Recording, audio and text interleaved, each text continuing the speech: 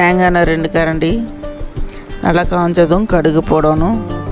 போட்டதும் நல்லா பொரிய விட்டுட்டு கொஞ்சம் கடலைப்பருப்பு அது நல்லா செவக்க வறுத்து எடுத்துடணும்.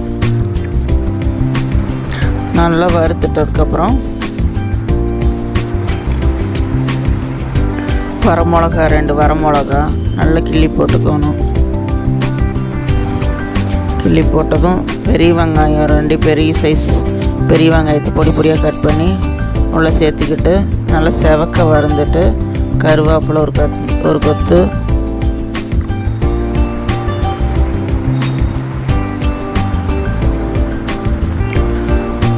உப்பு தேவையான அளவு அதை போட்டு நல்லா கலரிட்டு உப்பும் அரைச்சி வச்ச கொழுக்கட்டை மாவு அதையும் ஊற்றிக்கணும்.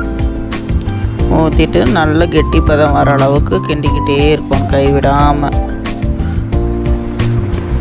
நல்லா உருண்டை பிடிக்கணும். அதேமாதிரி கையில் ஒட்டக்கூடாது. அந்த அளவுக்கு நம்ம கிண்டிக்கிட்டே அந்த அளவுக்கு வர அளவுக்கு கிண்டிக்கிட்டே இருக்கணும். அப்புறம் இப்போது தண்ணி ஊற்றி வச்சாச்சு. கொழுக்கட்டை ஒன்று ஒன்றா பிடிச்சி வச்சிட வேண்டியதான். 10 நிமிஷத்தில் வெந்துடும்.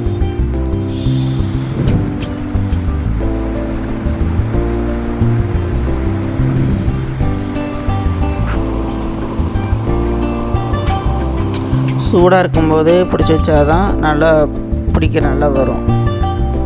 இப்போ ரெடி, வாங்க சாப்பிட்லாம். கண்டிப்பாக ஒரு தடவை செஞ்சு பாருங்கள். எப்படி இருக்குதுன்னு கமெண்ட்டில் சொல்லுங்கள்.